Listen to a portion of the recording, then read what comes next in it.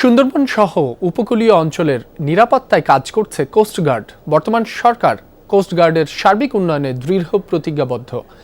এই বাহিনীর বহরে হেলিকপ্টার সার্ভিস যোগ করা হবে, আরও 10,000 জনবল বৃদ্ধি করা হবে। এতে করে অতীতের তুলনায় বহুগুণ সক্ষমতা বৃদ্ধি পাবে কোস্টগার্ডের। আগারগাঁওয়ে কোস্টগার্ডের 31তম প্রতিষ্ঠাবার্ষিকীতে এসব বলেন স্বরাষ্ট্রমন্ত্রী সালাউদ্দিন আহমদ। বলেন, বিএনপি সরকারের নেতৃত্বে বেগম খালেদা জিয়া কোস্টগার্ড প্রতিষ্ঠা করেন।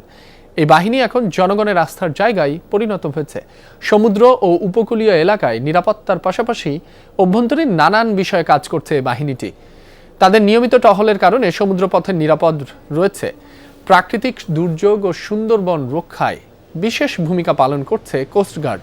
এ সময় গত 1 বছরে সুন্দরবনে অভিযান সহ নানা কর্মসূচি তুলে ধরেন মন্ত্রী।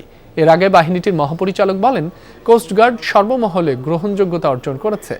দেশের স্বার্থ রক্ষায় কাজ করে যাচ্ছে এই বাহিনী। বিভিন্ন ঝুঁকিপূর্ণ কাজে বাহিনীর 16 জন জীবন দিয়েছেন।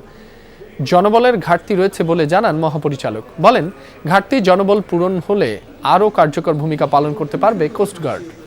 পেশাগত উৎকর্ষতা বজায় রেখে নিরলস পরিশ্রমের মাধ্যমে অর্পিত দায়িত্ব নিষ্ঠার সাথে পালন করে আসছে এবং ভবিষ্যতে একই ধারাবাহিকতা বজায় রাখবে। উপকূলীয় এলাকার সার্বিক নিরাপত্তা রক্ষার জন্য বাংলাদেশ কোস্টগার্ড অনন্য ভূমিকা রেখে যাচ্ছে।